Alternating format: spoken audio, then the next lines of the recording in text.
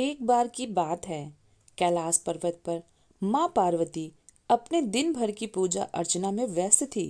तभी उन्हें रावण कैलाश पर्वत की ओर आता दिखाई दिया। पार्वती जी ने शंकर जी से कहा, भगवान, अपने इस भक्त को 2 कैलाश आने से रोक दीजिए, वरना किसी दिन मैं इसे अग्नि में भस्म कर दूंगी। यह जब भी आता है मैं बहुत असहज हो जाती हूँ। यह बात मुझे बिल्कुल भी पसंद नहीं है। आप इसे समझा दीजिए, यह यहाँ कैलाश में प्रवेश ना करे। शिव जी जानते थे कि पार्वती सिर्फ उनके वरदान की मर्यादा रखने के लिए रावण को कुछ नहीं कहती। वह चुपचाप उठकर बाहर आकर देखते हैं, रावण नदी को परेशान कर रहा है। शिव जी को देखते ही वह हाथ जोड़कर प्रणाम करता है। प्रणाम महादेव। आओ दशानन, कैसे आना हुआ? मैं तो बस आपके दर्शन करने के लिए आया हूँ। आखिर महादेव ने उसे समझाना शुरू किया, देखो रावण, तुम्हारा यहाँ आना पार्वती को बिल्कुल भी पसंद नहीं है, इसलिए तुम यहाँ मत आया करो। महादेव, यह आप क्या कह रहे हैं?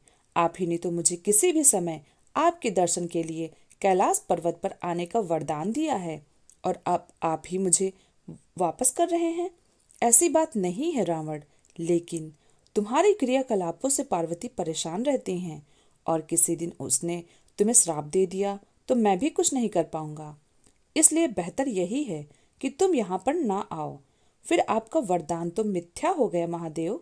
मैं तुम्हें आज एक और वरदान देता हूँ।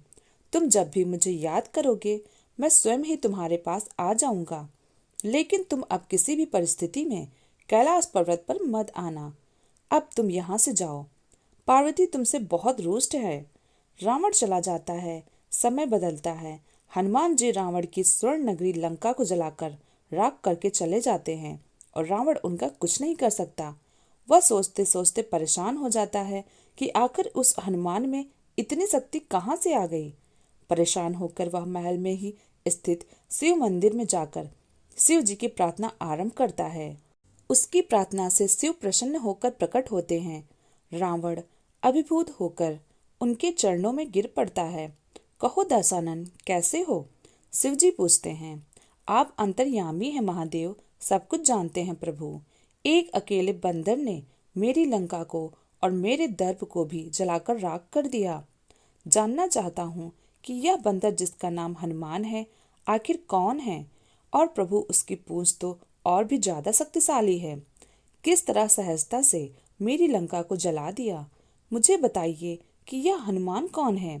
शिव जी मुस्कुराते हुए रावण की बात सुनते रहते हैं और फिर बताते हैं कि रावण, यह हनुमान और कोई नहीं, मेरा ही रुद्र अवतार है।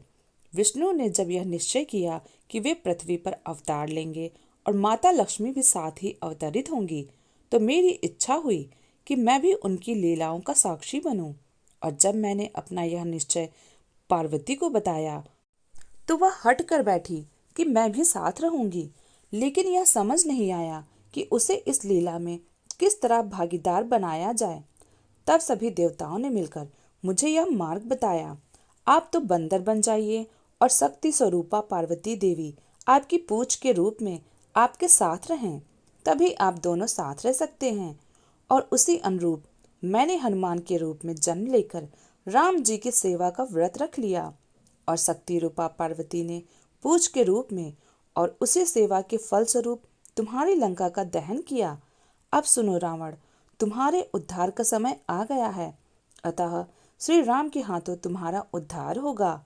मेरा परामर्श है कि तुम युद्ध के लिए सबसे अंत में प्रस्तुत होना, जिससे कि तुम्हारा समस्त राक्षस परिवार भगवान श्री राम के हाथों से मोक्ष को प्राप्त करे और तुम सभी का उद्धार हो जाए।